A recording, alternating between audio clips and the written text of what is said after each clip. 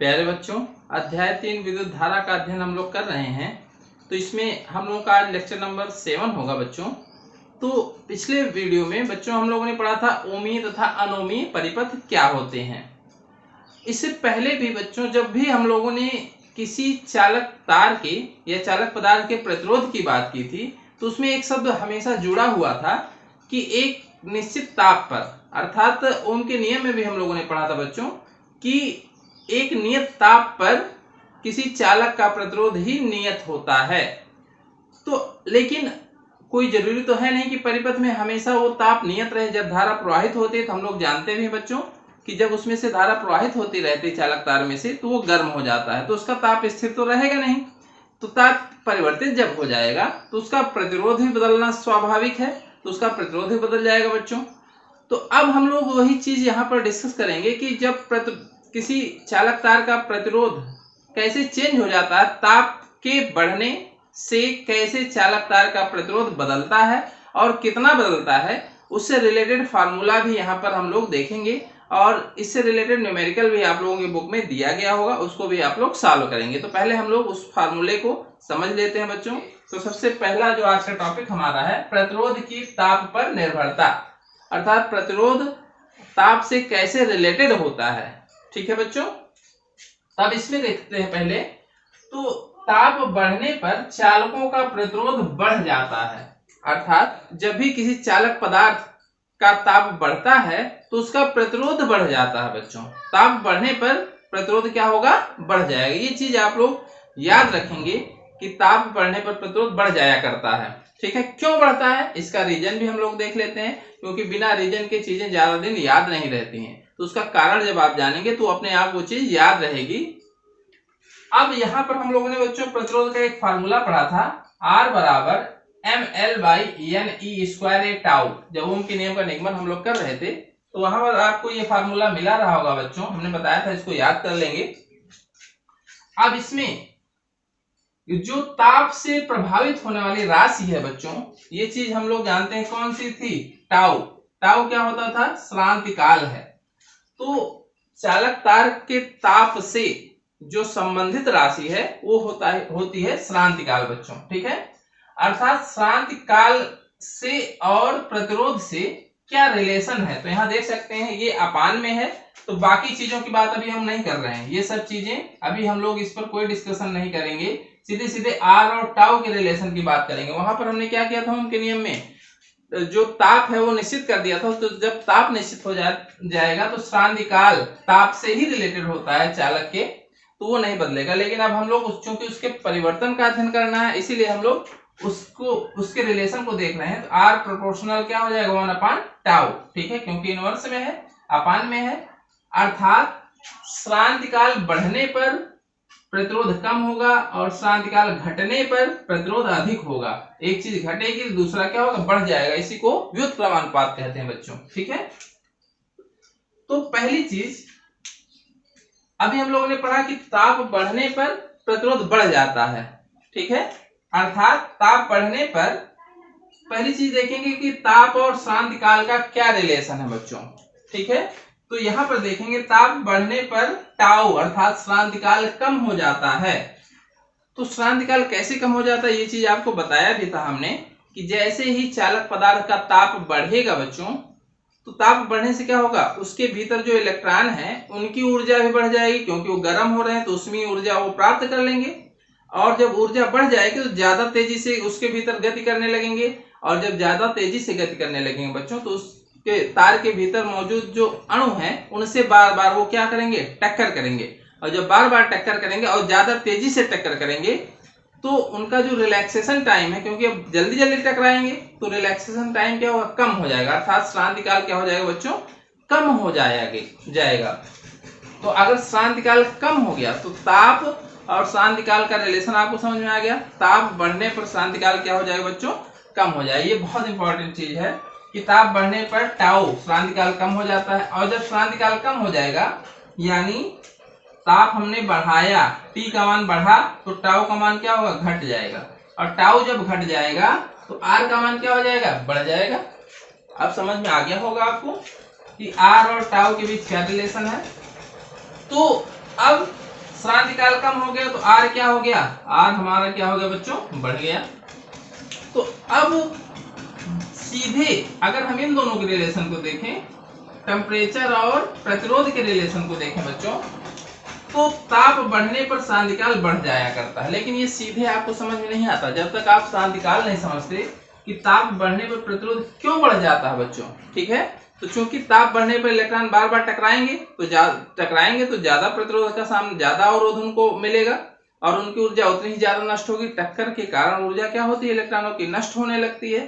तो जितनी ज्यादा टकराएंगे उतना ही ज्यादा तो ऊर्जा नष्ट होगी। तो इसका अर्थ है क्या हो कि प्रतिरोध बढ़ गया हमारा, ठीक है बच्चों। तो ये चीज आपको समझ में आ गई होगी कि ताप बढ़ने पर टाउ कम हो जाता है, अतः आर बढ़ जाता है। अब सीधा सीधा एक रिलेशन याद रखेंगे कि ताप बढ़ने पर प्रतिरोध बढ़ जाया करता है, या किसी किसी बुक में प्रतिरोधकता दी गई होगी बच्चों।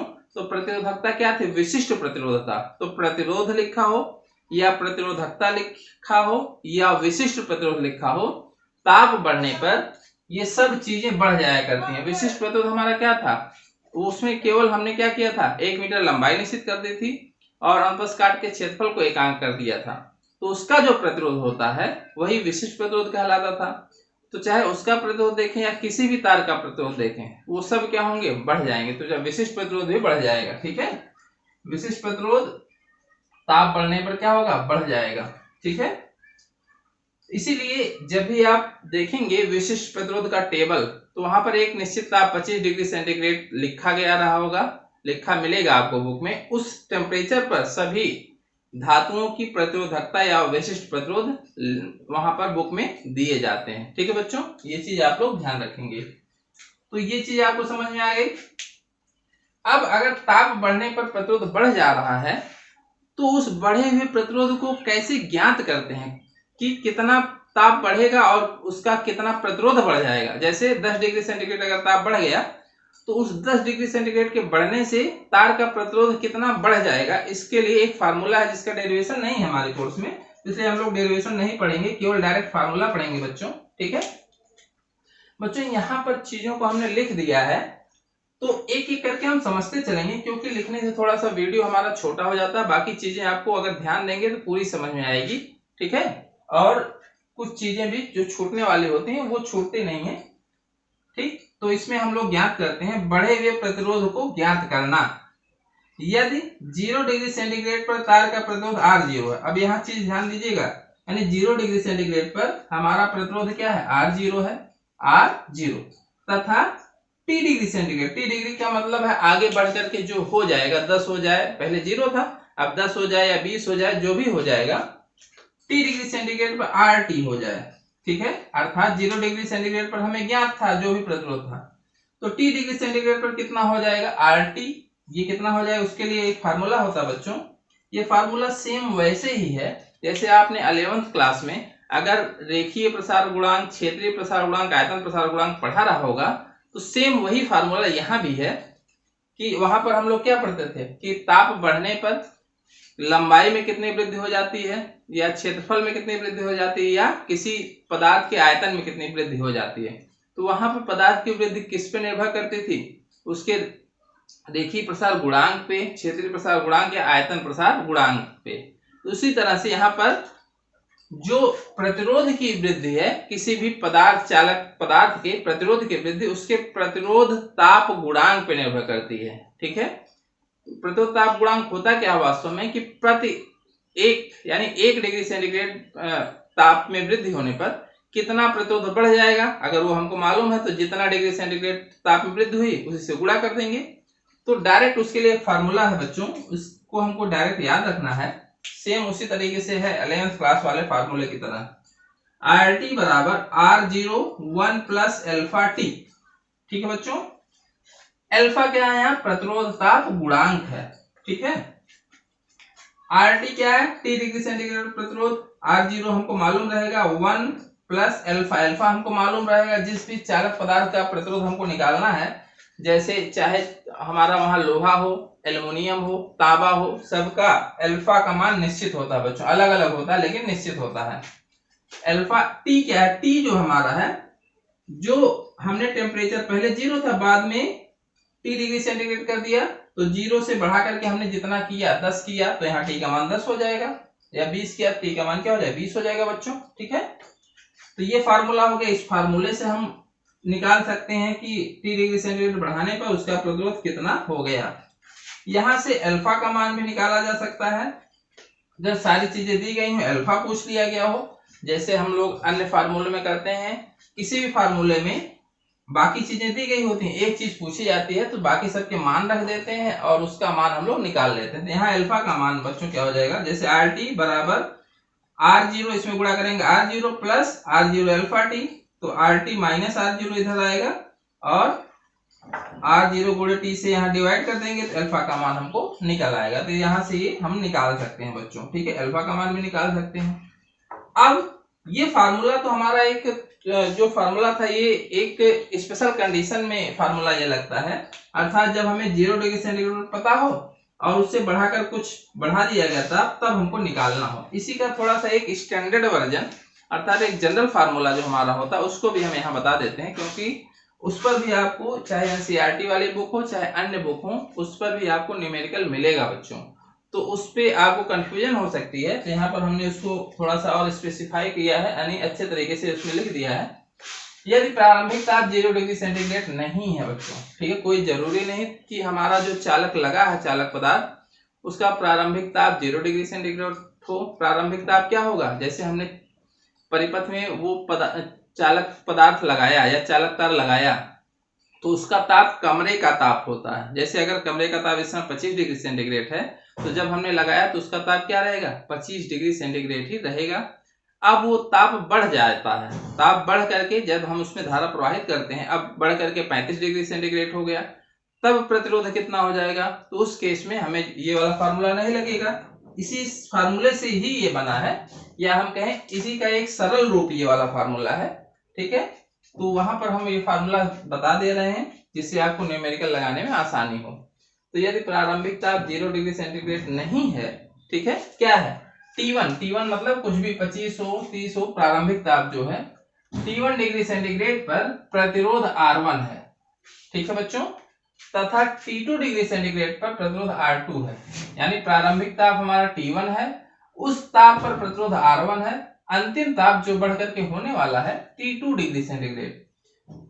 तो किसी सवाल में हो सकता दिया हो कि 27 डिग्री सेंटीग्रेड पर प्रतिरोध 100 ओम है, अब ताप बढ़कर 37 डिग्री सेंटीग्रेड हो गया तो प्रतिरोध बताइए R2 कितना हो जाएगा। तो इसके लिए सिंपल फार्मूला इसी से बनाया गया है। देखिए बढ़ के निकलने वाला यहाँ RT था तो यहाँ R2 हमने कर दिया। R1 क्या था प्रारंभिक प्रतिरोध, यहाँ प्रारंभिक कितना था R0 था। ठीक है, 1 प्लस अल्फा ये तो सेम है, T यहाँ पर लिखा था तो T यहाँ पर चूंकि 0 से हम 10 बढ़ा रहे थे तो अंतराल हमारा क्या होगा 10 माइनस 0, तो हमारा 10 ही रह जाएगा, इसीलिए डायरेक्ट यहाँ T लिख दिया गया था। लेकिन यहाँ अंतराल के लिए हम लोग क्या करेंगे डेल्टा T रखेंगे। डेल्टा T मतलब कितना ताप में परिवर्तन हुआ, यहाँ भी हम परिवर्तन ही रख रहे थे क्योंकि 0 से 10 करना है तो परिवर्तन भी हमारा 10 ही आएगा। लेकिन यहाँ पर 37 नहीं रख देंगे कि 27 से हमने 37 किया तो यहाँ पर T यानी 37 नहीं रखना था, टेम्परेचर में कितना परिवर्तन किया तब हमारा क्या हो जाएगा 37 माइनस 27 यानी 10 ही आएगा। तो यहाँ इसीलिए लिखा गया है डेल्टा T बराबर क्या रखेंगे T2 माइनस T1। ठीक है बच्चों, तो इसी फार्मूले को इस तरह से डायरेक्ट लिख सकते हैं R2 बराबर R1 1 plus alpha T2 minus T1। ठीक है बच्चों, यानी टेम्परेचर में हमने कितनी वृद्धि की। ठीक, तो ये चीजें आप लोग नोट करते चले। अब इस पर आप सवाल जब मिलेगा न्यूमेरिकल आपको तो डायरेक्ट जितनी भी चीजें हैं सब फार्मूले में रख देंगे और जो चीज पूछी गई होगी उसको हम लोग ज्ञात कर लेंगे बच्चों। ठीक है, तो इतनी चीजें हम लोगों ने क्या क्या पढ़ी कि प्रतिरोध कैसे ताप के साथ परिवर्तित होता है बच्चों, कितना परिवर्तित होता है इस फार्मूले की सहायता से ज्ञात कर लेंगे। ठीक है, अब अगली चीज बच्चों देखेंगे हम लोग कि यहाँ पर अभी तक हम लोग चालक पदार्थों के प्रतिरोध की बात कर रहे थे, अर्थात चालक पदार्थों के प्रतिरोध का ताप से रिलेशन पढ़ रहे थे।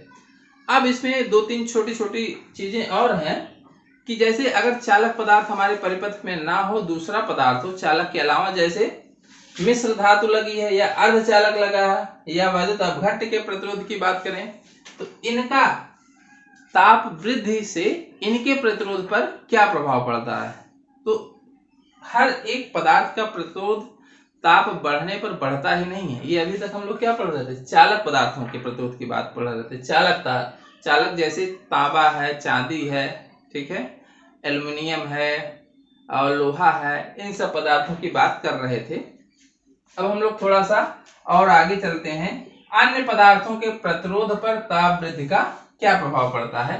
तो यहाँ से 1 नंबर में क्वेश्चन पूछे जाते हैं, या कोई वाइवा लेने आता है बच्चों हमारा, तो जब प्रैक्टिकल होता है तो वहां से भी ये सब क्वेश्चन पूछ लिए जाते हैं, क्योंकि विद्युत धारा से संबंधित जो हमारे प्रैक्टिकल कोर्स में है, तो वहां पर एक सावधानी बताई जाती है प्रैक्टिकल करते समय कि जब भी आप रीडिंग ले करके कुछ कर रहे हो दूसरी चीजें, तो कुंजी निकाल दिया करें। कुंजी निकालने से क्या होता है कि कनेक्शन कट जाता है और लगातार तार में धारा प्रवाहित नहीं होती, जिससे उसके ताप में वृद्धि नहीं होने पाती है और प्रतिरोध परिवर्तित नहीं होता है। समझ में आया। तो इस तरह से छोटे छोटे क्वेश्चन पूछ लिए जाते हैं, और 1 नंबर में सवाल भी कभी कभी डायरेक्ट पूछ लिया जाता है या ऑब्जेक्टिव में पूछ लिया जाता है बच्चों। तो ये छोटी छोटी चीजें भी जानते रहना हमको आवश्यक है, और बहुत आसान चीजें होती हैं, ठीक है। तो पहला है मिश्र धातु। मिश्र धातु हम लोग जानते हैं जिसमें एक से अधिक धातुएं मिला दी जाती हैं। तो मिश्र धातुओं का प्रतिरोध कैसे ताप से संबंधित होता है।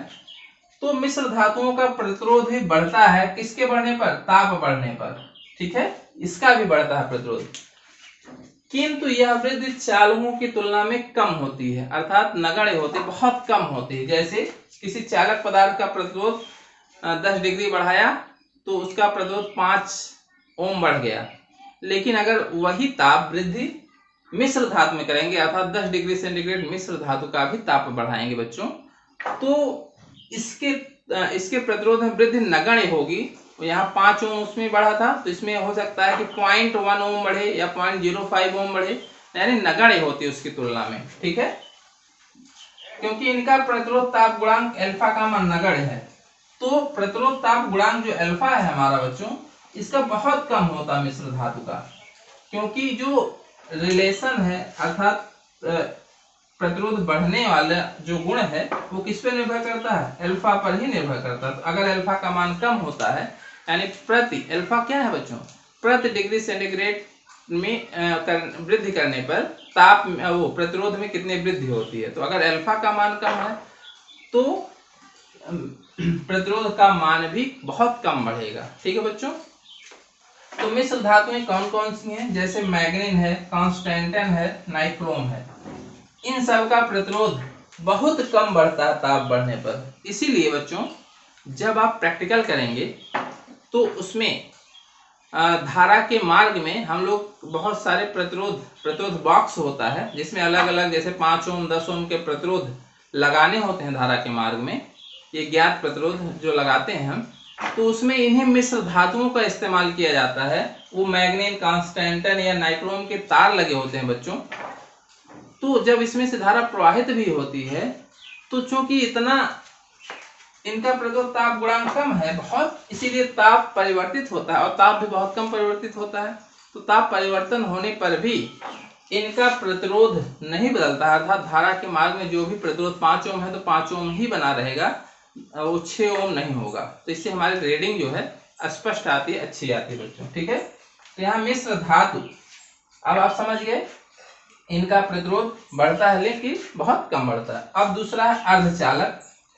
अर्धचालक क्या होते हैं, इसके बारे में भी एक बार हमने बताया था आपको कि चालक और अचालक दोनों के बीच में एक पदार्थ आता है अर्धचालक, जिसमें सिलिकॉन है, जर्मेनियम है, ये सब आते हैं। और अर्धचालक एक बहुत ही इंपॉर्टेंट चैप्टर है बच्चों, जो हमें सबसे लास्ट में एक चैप्टर मिलेगा अर्धचालक का पूरा, उसमें हम लोग इसके बारे में डिस्कशन करेंगे बहुत ही ब्रॉड रूप में, क्योंकि आज का जमाना ही, चाहे कंप्यूटर हो, चाहे लैपटॉप हो, चाहे मोबाइल हो, चाहे टीवी हो, जो भी है इलेक्ट्रॉनिक डिवाइसेज हैं, चाहे हमारी एलईडी हो, ठीक है, एलईडी बल्ब, सब में अर्धचालक पदार्थों का उपयोग होता है। इसीलिए बहुत इंपॉर्टेंट चैप्टर है और यहाँ से बहुत क्वेश्चन आते हैं।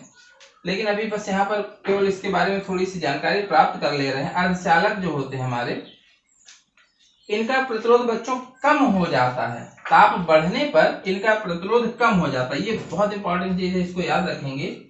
इन दोनों का बढ़ता था लेकिन इसका क्या हो जाता है, कम हो जाता है। क्यों हो जाता है, क्योंकि यन क्या होता है, स्मॉल यन, इसके पहले हम लोग पढ़ चुके हैं बच्चों। यन जो होता है उस जो भी पदार्थ है उसके प्रति एकांक आयतन में मुक्त इलेक्ट्रॉनों की संख्या, क्योंकि धातुओं की चालकता या किसी भी पदार्थ की चालकता इसी पर निर्भर करती है, स्मॉल एन पर निर्भर करती है, यानी प्रति एकांक आयतन में मुक्त इलेक्ट्रॉनों की संख्या पर निर्भर करती है। तो आप लोग इसको लिख लेंगे जिनको नहीं पता है या भूल गया हो, एन किसे कहते हैं।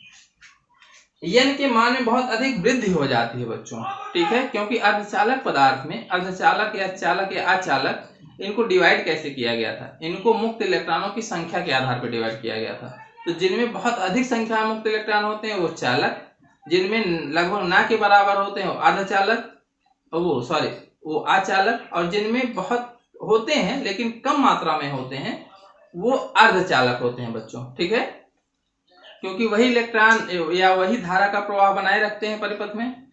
तो क्या होता बच्चों, जैसे ही अर्धचालक पदार्थ के ताप में वृद्धि होती है, तो चूंकि पहले मुक्त इलेक्ट्रॉन कम थे, ताप बढ़ने पर जो बंधे हुए इलेक्ट्रॉन जो नाभिक के चारों चक्कर लगा रहे थे, वो ताप बढ़ने पर ऊर्जा कुछ प्राप्त कर लेते हैं और धीरे धीरे वहां से कक्षाओं से मुक्त होकर के क्या हो जाते हैं, फ्री हो जाते हैं। और जब बहुत सारे इलेक्ट्रॉन, क्योंकि उनकी ऊर्जा बढ़ गई थी, तो वो निकल जाते हैं उसकी कक्षा से, तो बहुत ढेर सारे इलेक्ट्रॉन अचानक से फ्री हो जाते हैं, तो उनकी चालकता बढ़ जाती है। चालकता बढ़ने का मतलब क्या हो गया, हमने बताया था चालकता और प्रतिरोध में व्युत्क्रमानुपात होता है। चालकता बढ़ी अर्थात प्रतिरोध हम कहेंगे कम हो गया। तो ताप का प्रभाव इन पर भी पड़ता है बच्चों।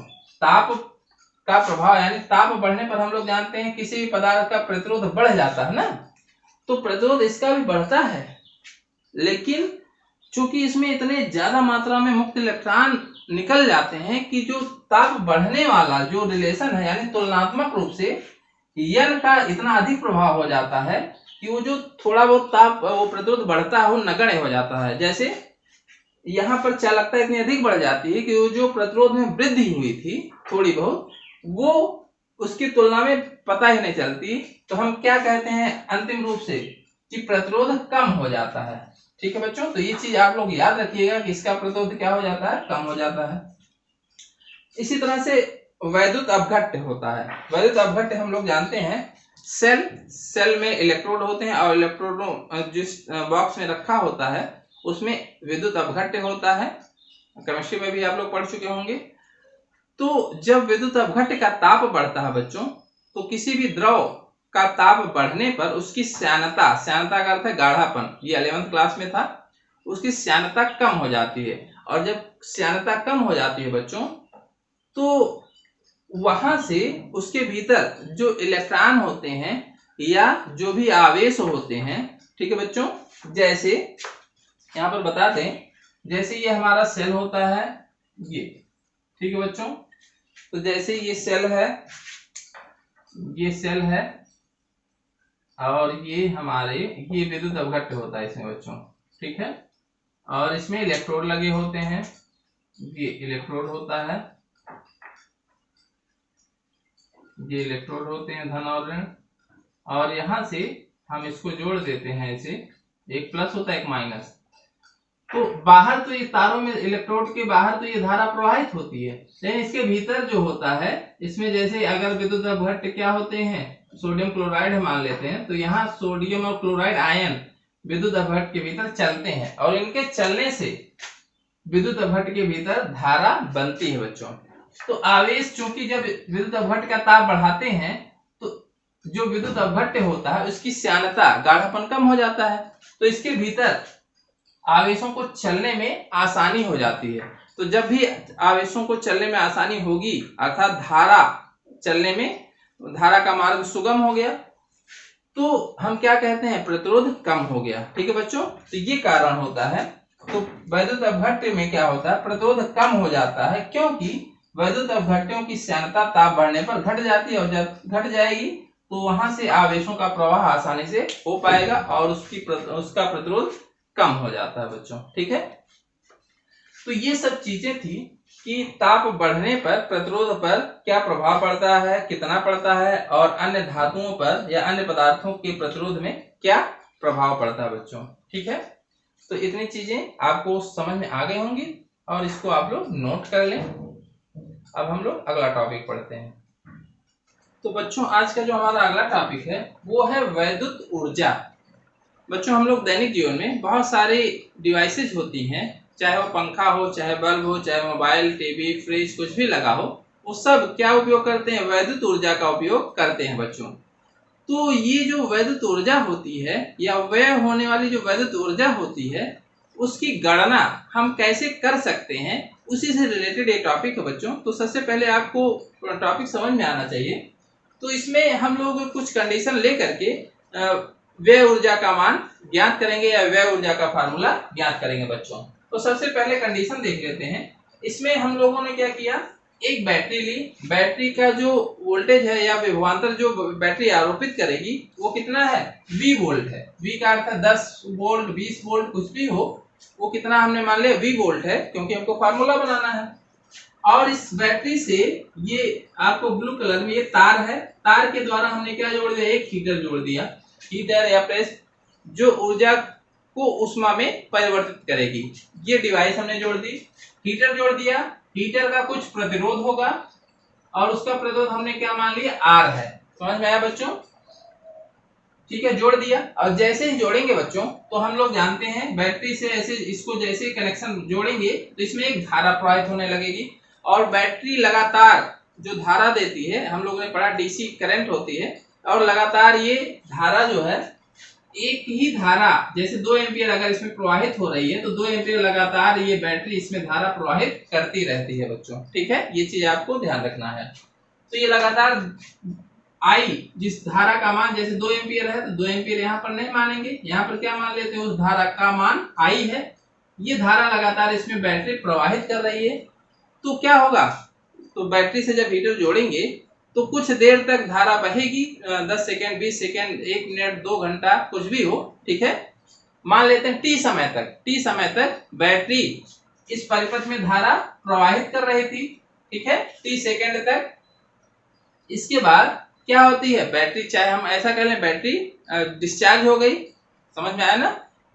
कि जब तक बैटरी में ऊर्जा रहेगी तब तक ये इसमें धारा प्रवाहित करेगी। इसके बाद बैटरी क्या होगी? डिस्चार्ज हो गई। तो हम क्या देख लेते हैं कि टी सेकेंड तक आई धारा इस परिपथ में बैटरी क्या कर रही थी? प्रवाहित कर रही थी बच्चों। ठीक है, ये हमारी कंडीशन होगी। तो यही लिखा गया है, जैसे V वोल्ट की बैटरी से प्रतिरोध R का हीटर जोड़ दिया गया, बैटरी द्वारा परिपथ में टी सेकेंड तक आई धारा प्रवाहित की जाती है। इस दौरान हीटर के द्वारा क्षय ऊर्जा का मान ज्ञात करना है बच्चों। अच्छा, हीटर के द्वारा क्षय ऊर्जा, तो जो बैटरी की कुल ऊर्जा थी, अब यहाँ पर ध्यान देंगे कि बैटरी पहले चार्ज थी बच्चों। ठीक है, चार्ज थी। जब हमने इसमें से हीटर जोड़ा तो कुछ सेकंड तक ये इसने धारा इसमें प्रवाहित की, इसके बाद ये डिस्चार्ज हो गई। डिस्चार्ज होने का अर्थ क्या? इसकी ऊर्जा खत्म हो गई। और हम लोग ऊर्जा संरक्षण के सिद्धांत से जानते हैं कि ऊर्जा नष्ट तो होती नहीं है। तो ऊर्जा गई कहाँ? ऊर्जा कहाँ गई? हीटर का जो तार है ये बच्चों, इसने उस ऊर्जा को किसमें परिवर्तित कर दिया? उष्मीय ऊर्जा में। उष्मीय ऊर्जा में उसने परिवर्तित कर दिया और हीटर जो है यानी बैटरी की ऊर्जा किसमें परिवर्तित हो गई? हीटर की उष्मीय ऊर्जा में परिवर्तित हो गई बच्चों। ठीक है, अब इस हीटर के तार द्वारा क्षय ऊर्जा का मान हमको ज्ञात करना है। उसका फार्मूला क्या बनेगा बच्चों? ठीक है, तो इसी को हमको निकालना है। तो अब आपको कंडीशन समझ में आ गई। अब हम इसको ज्ञात करेंगे फार्मूले की सहायता से, और जब हमको फार्मूला मिल जाएगा तो कोई भी कंडीशन होगी उस फार्मूले में हम मान रख करके वो सारी चीजें ज्ञात कर लेंगे जो चीजें हमसे पूछी जाती हैं बच्चों। ठीक है, तो इसमें सबसे पहले बच्चों अब यहाँ पर क्या देखेंगे? सबसे पहले कि हम लोगों ने देखा था कि परिपथ में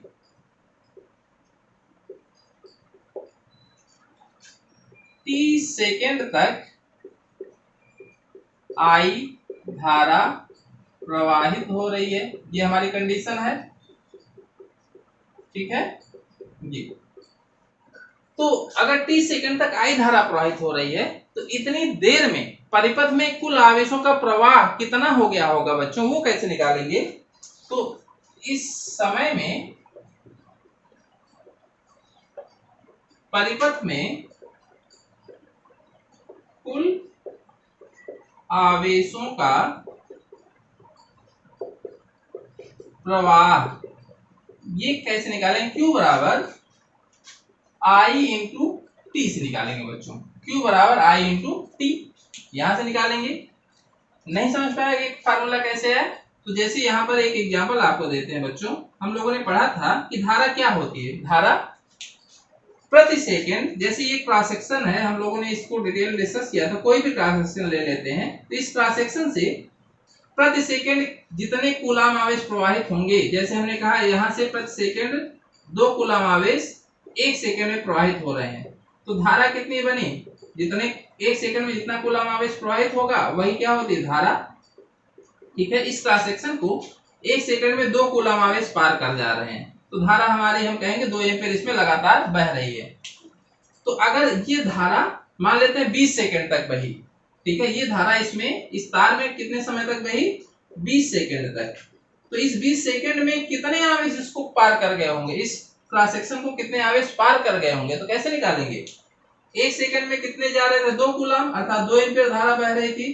तो 20 सेकंड में कितने आवेश बहे होंगे इसको पार करके? तो कैसे निकालेंगे? I गुणे टी, ये टी जो है I गुणे टी, ये कुल आवेश इस क्रॉस सेक्शन को पार करके कैसे निकाल पाएंगे? 2 गुणे 20। तो प्रति सेकंड 2 जा रहे थे 2 कूलाम, और 20 सेकंड में तो हमारा क्या कहेंगे? 40 कूलाम आवेश 20 सेकंड में प्रवाहित हो गया होगा। समझ पाए ना बच्चों? तो यही फार्मूले से हम लोग प्रवाहित होने वाला आवेश निकालते हैं। तो हमने कहा कि अगर टी सेकंड में I धारा प्रवाहित हो रही है तो इस समय में परिपथ में कुल आवेशों का प्रवाह कितना हो गया बच्चों? Q बराबर I इंटू टी से निकाल लेंगे। ठीक है, ये चीज आपको समझ में आ गई। अब अगली चीज देखते हैं। तो इन आवेशों को प्रवाहित करने में किसने कार्य किया बच्चों?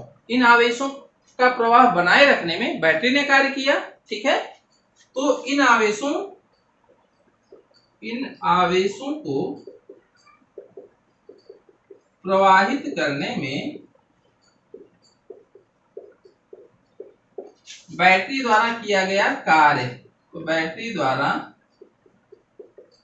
किया गया कार्य, ये कैसे निकालते हैं? फार्मूला आपको याद होगा बच्चों, हमने बताया था इससे पहले। W बराबर Q इंटू V से। ठीक है, V बराबर W बाई Q, आप लोगों ने एक फार्मूला पढ़ा था। तो ये V क्या होता है? प्रति एकांक आवेश को प्रवाहित करने वाला में किया गया कार्य। तो यहां से W बराबर Q इंटू V। ठीक है बच्चों, ये निकाल लेते हैं। V क्या होता है? जो डिवाइस है उसके सिरों के पर आरोपित किया गया विभवांतर। तो विभवांतर हम लोग जान रहे V है। तो इस विभवांतर में इसके एक सिरे से दूसरे सिरे तक, यानी जो भी तार है, एक सिरे से दूसरे सिरे तक कुल कितना आवेश हम ले गए थे? Q। तो Q आवेश को प्रवाहित करने में कितना कार्य किया जाएगा वो Q इंटू V से निकालेंगे। अब Q का मान यहाँ रख देते हैं बच्चों। Q बराबर क्या है यहाँ पर? I into T. तो क्या हो जाएगा बच्चों? I into T into V। तो इसी को हम लोग लिख लेते हैं VIT। ठीक है बच्चों, तो इन आवेशों को प्रवाहित करने में बैटरी द्वारा किया गया कार्य हमारा ये निकल के आता है बच्चों। तो बस यही हमारा फार्मूला हो गया बच्चों। W बराबर VIT, ये बैटरी द्वारा किया गया कार्य। तो ये जो बैटरी द्वारा किया गया कार्य है, अर्थात कार्य का मतलब क्या? बैटरी ने अपनी ऊर्जा खर्च की। कार्य कैसे करेगी बैटरी? जब उसने अपनी ऊर्जा खर्च करके कुछ कार्य किया होगा, और ये किया गया कार्य ही, ये जो इसकी ऊर्जा थी, यही हीटर के द्वारा क्या की गई थी? उष्मा में परिवर्तित की गई थी बच्चों। तो पहली चीज बैटरी द्वारा किया गया कार्य हमने निकाल लिया। अब किए गए कार्य का और फार्मूला होता बच्चों। तो V बराबर, यहाँ V बराबर IR अगर रख देंगे, V बराबर IR रखने पर ये हमारा क्या हो जाएगा फार्मूला? तो W बराबर यहाँ क्या आ जाएगा? IR रखेंगे तो I पहले से I स्क्वायर R हो जाएगा। ठीक हो जाएगा बच्चों, एक फार्मूला हमारा ये मिलेगा। और इसी फार्मूले में अगर I बराबर V बटे R रख दें, यहाँ पर I बराबर V बटे R रखने पर एक फार्मूला और मिलता है बच्चों। इसी फार्मूले में रख दिया हमने V इंटू I बराबर V बटे R गुणे T। तो ये क्या हो गया बच्चों? V स्क्वायर बटे R इंटू T। तो बैटरी द्वारा किए गए कार्य के 3 फार्मूले मिले बच्चों हमको। W बराबर VIT बराबर I स्क्वायर RT बराबर V स्क्वायर बटे RT। ठीक है बच्चों, ये हमारा फार्मूला हो गया। तो यही किया गया कार्य ही, अर्थात बैटरी ने इतना कार्य किया, इतना कार्य करके अपनी सारी ऊर्जा खर्च कर दी इस कार्य को करने में। तो ये ऊर्जा गई कहाँ? हीटर ने इस ऊर्जा को किसमें बदल दिया? ऊष्मीय ऊर्जा में। तो यही ऊर्जा जो है, इसी को हम लोग क्या कहेंगे? हीटर के तार द्वारा क्षय ऊर्जा भी कहेंगे इसको। तो बैटरी द्वारा किया गया कार्य को हम क्या कह सकते हैं? हीटर के तार द्वारा क्षय ऊर्जा। तो चाहे बैटरी द्वारा किया गया कार्य कहें या हीटर के तार द्वारा क्षय ऊर्जा कहें, दोनों का फार्मूला हमारा यही होगा। और ये किसमें होता है बच्चों? ऊर्जा का मात्रा क्या होता है? जूल होता है। तो ये फार्मूला आप लोग नोट कर लें। अब तो हीटर क्या करता है? ऊर्जा को ऊष्मा में बदलता है।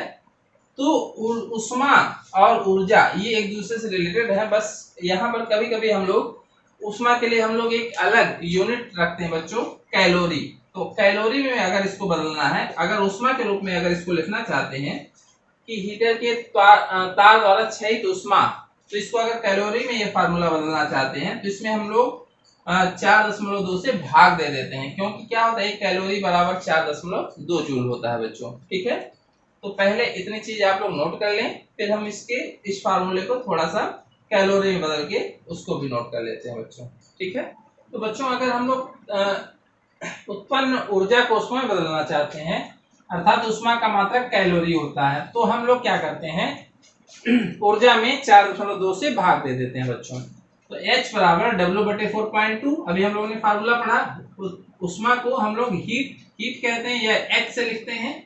तो W बटे 4.2 या जितने भी फार्मूले अभी हमने पढ़े हैं नीचे, VIT I स्क्वायर RT या V स्क्वायर बटे RT बच्चों, इस सभी में हम लोग क्या करते हैं? 4.2 से अगर भाग दे देंगे बच्चों, तो हमारा किसमें बदल जाएगा?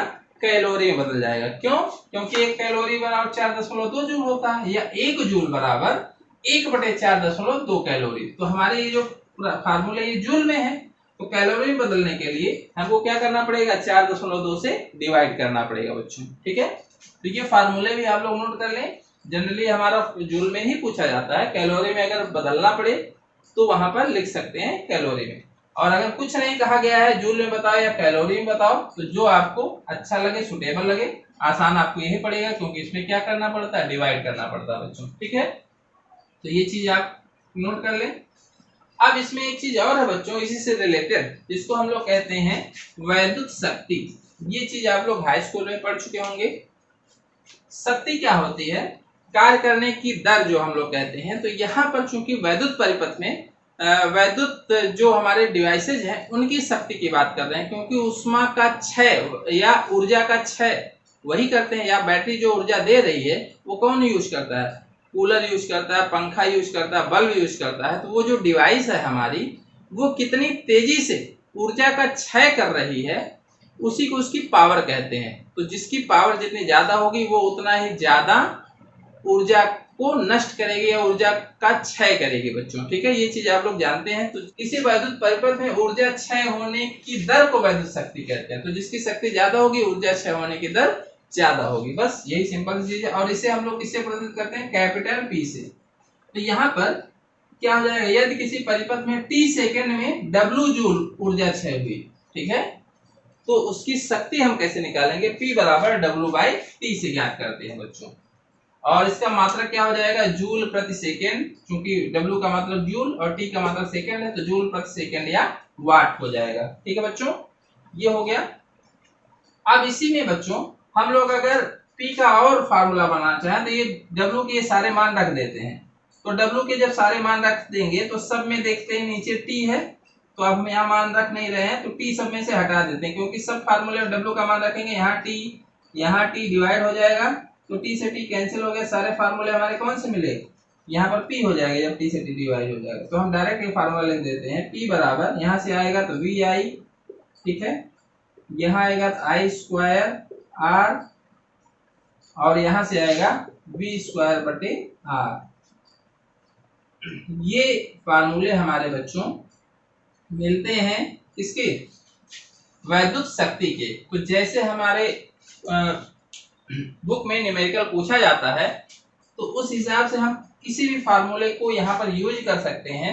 अगर सारे फार्मूले आपको याद हैं तो बदलने की जरूरत नहीं है। जो जो चीजें दी गई हो और शक्ति पूछी गई हो वो फार्मूले में मान रख करके शक्ति का मान निकाल सकते हैं। और पी का मान, पी का जो मात्रक होगा वो क्या है बच्चों, वाट है। ठीक है, ये चीज आप लोग नोट कर लें बच्चों। ठीक बच्चों, इसमें एक टॉपिक और है, इसको हम लोग किलोवाट, घंटा या यूनिट, ये शब्द आप बार बार सुनते होंगे क्योंकि हर एक घर में आज बिजली पहुंच गई है और बिजली का जो बिल होता है वो अब मीटर के हिसाब से आने लगा है बच्चों। तो हर एक घर में मीटर लग गया है। मीटर कैसे काम करता है, वो जितनी भी डिवाइसेस चल रही हैं उनमें खर्च होने वाली ऊर्जा को वो मापता है और उस ऊर्जा के खर्च के आधार पर वो बिजली का बिल हमारा आता है बच्चों। तो ये बिजली का बिल कैसे आता है और कौन सी यूनिट उसके लिए होती है वो चीज हम लोग यहाँ पर देखेंगे बच्चों। तो वैसे तो हम लोग जानते हैं कि जो ऊर्जा का मात्रक होता है वो जूल होता है बच्चों, या जो भी हम जैसे ऊर्जा खर्च कर रहे हैं वो किसे मापते हैं, जूल में जनरली मापते हैं। लेकिन ये जूल जो होती है बच्चों ये बहुत ही छोटा मात्रक होता है व्यवहारिक रूप से। तो व्यय होने वाली बिजली का मूल्य वैद्युत ऊर्जा यानी व्यय विद्युत ऊर्जा जो हम करते हैं, खर्च करते हैं ऊर्जा, उसके आधार पर ज्ञात किया जाता है। तो ऊर्जा का मात्रक जो जूल होता है ये बहुत ही छोटा मात्रक है बच्चों। अतः इसके स्थान पर जो व्यय विद्युत ऊर्जा है उसको ज्ञात करने के लिए एक बड़ा मात्रक किलोवाट घंटा जिसे हम लोग कहते हैं उसका यूज किया जाता है बच्चों। जैसे हम लोग डेली लाइफ में भी अगर छोटी चीजें हैं, जैसे सोना खरीदने जाते हैं तो हम लोग किलो 2 किलो में नहीं कहते हैं, वहां ग्राम मिलीग्राम चलता है, तो उसके लिए हमने छोटा मात्रक रखा है। अगर बहुत भारी वस्तुएं हैं जैसे गेहूं चावल बेचते हैं तो वहां मिलीग्राम ग्राम में नहीं तौलते हैं, वहां किलोग्राम या हम लोग क्विंटल में तौलते हैं। तो इसी तरह से हर एक चीज के लिए छोटे और बड़े मात्रक सुविधा के लिए बनाए गए हैं। उसी तरह से व्यय ऊर्जा को मापने के लिए एक सुविधा अनुसार एक बड़ा मात्रक बनाया गया है बच्चों, जिसे हम लोग किलोवाट घंटा या इसका एक और नाम है बोल्ड ट्रेड ऑफ यूनिट, ठीक है, जिसको हम लोग शॉर्ट में BTU कहते हैं, या और शॉर्ट में बोलचाल की भाषा में क्या कहते हैं, यूनिट डायरेक्ट कह लेते हैं, इसका शॉर्ट फॉर्म यूनिट कह लेते हैं बच्चों। ठीक है, तो ये यूनिट क्या होता है और कितनी ऊर्जा एक यूनिट के बराबर होती है, इसको निकालने के लिए हम लोग यहाँ देखेंगे। तो परिपथ में 6 ऊर्जा हम लोग जानते हैं किस फार्मूले से निकालते हैं। अभी हम लोगों ने पढ़ा W बराबर VIT, एक फार्मूला पढ़ा था। VI क्या है, VI हमारा अगर दोनों को एक मिलाएं तो P, जिसे हम लोग P कहते हैं, पावर कहते हैं। तो अगर पावर दी गई होगी तो P गुणे T लिख लेंगे। अगर V वोल्टेज और धारा दी गई है तो VI लिख लेंगे, जैसा भी हमारा सुटेबल पड़ेगा, इसीलिए दोनों फार्मूले लिख दिए गए हैं। तो ये हमारा क्या होता है, वैद्युत शक्ति गुणे समय। तो यहाँ P बच्चों ये वाट में है, ठीक है, P वाट गुणे घंटा, या P को VI लिख सकते हैं, VI वाट गुणे घंटा। ठीक है, अब चूंकि हमारा जो यूनिट है वो किलोवाट घंटा में है, इसीलिए अगर वाट को हम लोग किसमें बदल दें बच्चों, किलोवाट में बदल दें तो वाट बटे 1000 हो जाएगा बच्चों। ठीक है, तो 1000 से जब डिवाइड कर देंगे तो वाट किसमें बदल जाएगा, किलोवाट में। तो वाट गुणे घंटा, ठीक है, बटे 1000। तो ये हमारा क्या बन गया, ये किलोवाट हो गया, ये हमारा क्या हो गया, किलोवाट। तो किलोवाट घंटा या यूनिट, इसी को हम लोग एक यूनिट कहते हैं। तो एक यूनिट क्या बना बच्चों, वाट गुणे घंटा बटे 1000। अगर यूनिटों की संख्या निकालनी है, कई सारे डिवाइसेस लगी हैं जिनकी अलग अलग सामर्थ्य है, पावर है, तो हम लोग उसमें यूनिटों की संख्या निकाल सकते हैं। और उसके लिए फार्मूला क्या होता है, वाट गुणे घंटा बटे 1000, या इसी को थोड़ा सा और विस्तार रूप में कहें तो वोल्ट गुणे एम्पियर गुणे घंटा, वोल्ट गुणे एम्पियर गुणे घंटा बटे 1000। तो इससे हम लोग यूनिटों की संख्या कितने सब इसमें मान रख देंगे। ठीक है बच्चों, कितने वाट का हमारा वो है, 50 वाट का, 100 वाट का है, या 1000 वाट का है, कितने घंटे चला, और उसमें 1000 से डिवाइड कर देंगे तो किलोवाट घंटा में वो बदल जाएगा बच्चों।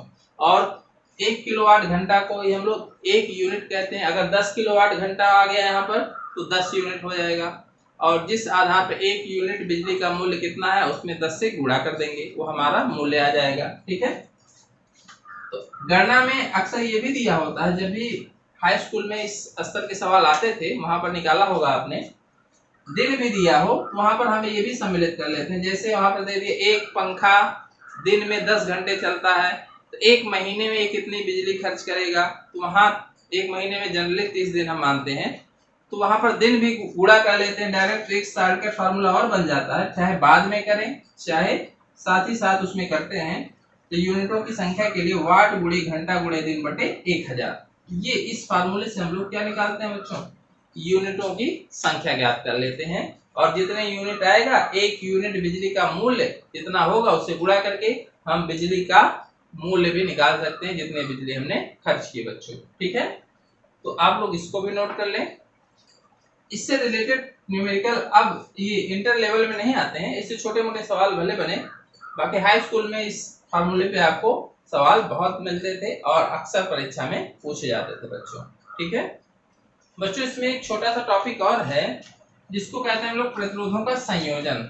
तो ये बच्चों इसका डेरिवेशन जो है हम लोग 10th क्लास में भी पढ़ते थे, और 12th क्लास में पहले ये हमारे सिलेबस में था। अब की बार कोविड-19 के चलते जो सिलेबस कम किया गया है बच्चों 30%, उसमें ये वाला टॉपिक आता है, इसका डेरिवेशन जो हटा दिया गया है, तो इसको हमको जनरली नहीं पढ़ना चाहिए। लेकिन आगे जब हम लोग किरचॉफ का नियम और वैद्युत परिपथ पढ़ेंगे बच्चों, तो उसमें जो परिपथ मिलेगा उसमें बहुत सारे प्रतिरोध लगे होंगे, और उस प्रतिरोधों में श्रेणी क्रम समांतर क्रम में जुड़े होंगे या मिक्स क्रम में जुड़े होंगे, तो उससे रिलेटेड न्यूमेरिकल भी आते हैं। इसलिए प्रतिरोधों का संयोजन चूंकि हाई स्कूल में हम लोगों ने पढ़ा है, इसीलिए यहाँ उन्होंने हटा दिया है, लेकिन उससे इसका आगे हमको काम पड़ सकता है, इसीलिए इसको पहले एक बार बस समझना है, उसका फार्मूला याद कर लेना है। ये हाई स्कूल में हम लोग पढ़ चुके हैं बच्चों। ठीक है, तो प्रतिरोधों का संयोजन 3 प्रकार से हम कर सकते हैं, श्रेणी क्रम, समांतर क्रम, तीसरा होता है मिश्रित क्रम, जिसमें दोनों श्रेणी और समांतर दोनों सम्मिलित होते हैं बच्चों। ठीक है, तो इसी तरह से हम लोग कैपेसिटर यानी संधारित्रों का संयोजन भी बच्चों पढ़ते थे, सेम उसी तरह से है। श्रेणी क्रम, समांतर क्रम हम लोग जानते हैं, श्रेणी क्रम कैसे करते हैं, समांतर क्रम कैसे करते हैं, उसका फिगर बनाया गया है। श्रेणी क्रम में ये तीनों ऐसे जुड़े हैं, यानी एक प्रतिरोध का दूसरा सिरा दूसरे के पहले से जुड़ा हो, दूसरे का दूसरा सिरा तीसरे के पहले से जुड़ा हो। इस तरह से बैटरी पहले प्रतिरोध से जुड़ी है और तीसरे से जुड़ी है, इस तरह से ये बैटरी जुड़ी है बच्चों। ठीक है, तो हम लोग जानते हैं जो बैटरी का विभवांतर है ये तीनों में डिवाइड हो जाता है, इसके सिरों के बीच सिमेट्री के लिए R1 है तो V1 हमने मान लिया, इसके बीच V2 हो जाता है और इसके बीच क्या हो जाता है V3। यही विभवांतर बैटरी का तीनों में बढ़ जाता है, तो क्या हो जाता है, अलग अलग विभवांतर होगा तीनों के सिरों के बीच, प्रतिरोधों के सिरों के बीच का विभवांतर अलग अलग होता है। एक चीज और ध्यान रखिएगा कि जो बैटरी का विभवांतर होता है यही तीनों में बढ़ता है। जैसे अगर ये 9 वोल्ट की बैटरी है तो इसमें हो सकता है किसी में 2 हो, या किसी में 3 हो, किसी में 2, 1 3 और 6 वोल्ट हो जाए। ठीक है, लेकिन ये तीनों क्या होगा, तो ये फार्मूला याद रखिएगा, यही विभवांतर तीनों में डिवाइड होता है, तो V बराबर V1 plus V2 plus V3 ही होगा बच्चों। ठीक है, सभी प्रतिरोधों में बहने वाली धारा का मान समान होगा। ठीक है, तो ये जो है हमारे धारा समान होगी। ठीक है, यहाँ से जो धारा चलेगी बच्चों, यहाँ से तो धारा को चलने के लिए एक ही मार्ग है, इसीलिए तीनों में चलने जाने वाली धारा क्या होगी, समान होगी। अगर I है तो तीनों में धारा I ही प्रवाहित होगी। ठीक है बच्चों, तो इसमें 2 चीजें बस ध्यान रखना है, V क्या होगा, V अलग होगा, और सभी में I क्या होगा, समान होगा। ठीक है, ये चीज याद रखेंगे। और श्रेणी क्रम में जुड़े हुए प्रतिरोधों का जो तुल्य प्रतिरोध आता है, यानी तीनों मिलाकर कितना प्रतिरोध बनाएंगे, तो श्रेणी क्रम में याद रखिएगा R1 plus R2 plus R3 होता है। ये फार्मूले का डेरिवेशन भी आप लोग हाई स्कूल में पढ़ चुके हैं। संधारित्र में उल्टा होता है बच्चों, श्रेणी क्रम में इस तरह का फार्मूला आता है और समांतर क्रम में इस तरह का फार्मूला। तो श्रेणी क्रम में अगर आपको कहीं कंफ्यूजन होती है तो उल्टा कर लीजिएगा, एक याद रखेंगे दूसरे में अपोजिट कर लेंगे। ठीक है, तो श्रेणी क्रम में अगर इस तरह का फार्मूला है, ये संधारित्र वो प्रतिरोधों के क्रम केस में, तो श्रेणी क्रम में जो हमारा संधारित्रों के केस में फार्मूला आता है वो ये आता है 1/C1 plus 1/C2 plus 1/C3 आता है बच्चों। ठीक है, ये चीज आप लोग ध्यान रखेंगे, तो इसको यहाँ नोट नहीं करना है, बस रिवीजन के लिए याद दिलाया। इस तरह समांतर क्रम होता है बच्चों, उसमें सभी प्रतिरोधों के एक सिरे बैटरी से डायरेक्ट जुड़े होते हैं। देख सकते हैं यहाँ पर ये तीनों जुड़े हैं, और दूसरे सिरे बैटरी, यानी सभी प्रतिरोध बैटरी से डायरेक्ट जुड़े होते हैं, इसीलिए बैटरी के सिरों के बीच का विभवांतर समान होता है, और जो विभवांतर बैटरी का होता है वही विभवांतर तीनों प्रतिरोधों के सिरों के बीच का होता है। तो विभवांतर क्या होगा, समान होगा। तो यहाँ क्या लिखेंगे, विभवांतर समान, और सभी में बहने वाली धारा क्या होगी, अलग अलग। धारा क्या होगी बच्चों, अलग अलग। ठीक है, तो इसी का उल्टा होता है, यहाँ V अलग है, I समान है, यहाँ V समान है, I अलग है। ठीक है, तो यहाँ से जो धारा चलेगी बच्चों, यहाँ से अगर धारा I चल रही है तो हम यहाँ बढ़ जाती, क्योंकि यहाँ धारा के चलने के 3 रास्ते, तो यहाँ I1, यहाँ जाएगी I2 और यहाँ जाएगी I3। फिर यहाँ आके धारा तीनों यहाँ आके मिल जाती है, तो I1, I2 और I3, और यहाँ फिर क्या आ जाती, I, यहाँ से जो I चली थी। ठीक है, तो इस तरह से ये धारा इस तरह से इसमें चलती है बच्चों। तो ये, और इसमें जो प्रतिरोधों के संयोजन का सूत्र है वो समांतर क्रम में इस केस में 1/r = 1/r1 + 1/r2 + 1/r3 होता है बच्चों। ठीक है, और संधारित्र के केस में समांतर क्रम में हम लोगों ने ये फार्मूला पढ़ा था, दोनों में अपोजिट होता है, ये चीज आप लोग ध्यान रखेंगे। तो ये चीजें क्यों बताई गई, क्योंकि अभी किरचॉफ का नियम जब हम लोग पढ़ेंगे तो वहां इन सब का काम पड़ सकता है बच्चों। ठीक है, तो बच्चों ये जो चीजें बताई गई, अब अगर हम लोग नगीन प्रकाशन वाले बुक से देखें तो ये 5वां चैप्टर बच्चों वैद्युत चालन करके था, उसमें ये यहीं पर खत्म हो जाता है। अब हम लोग अगले जो आगे इस वीडियो में पढ़ेंगे, आगे आने वाले वीडियोज में बच्चों, उसमें सबसे पहले पढ़ेंगे वैद्युत सेल क्या होता है, वैद्युत सेलों का जो संयोजन होता है, जैसे श्रेणी क्रम और समांतर क्रम संयोजन में क्या होता है। इसके बाद डायरेक्ट किरचॉफ का नियम, किरचॉफ के नियम पे आधारित जो वैद्युत परिपथ होते हैं उससे रिलेटेड न्यूमेरिकल वगैरह देखेंगे, और बहुत ही इंपॉर्टेंट टॉपिक्स आगे आने वाले वीडियोज में आपको मिलने वाले हैं। तो नगीन प्रकाशन वाली बुक में आपको अगले चैप्टर में ये सब चीजें मिलेंगी, और जो हमारी एनसीईआरटी वाली बुक है उसमें ये 3rd चैप्टर में ही अभी आगे हम लोग कंटिन्यू करेंगे। तो शेष चीजें अगले वीडियो में बच्चों। Thank you.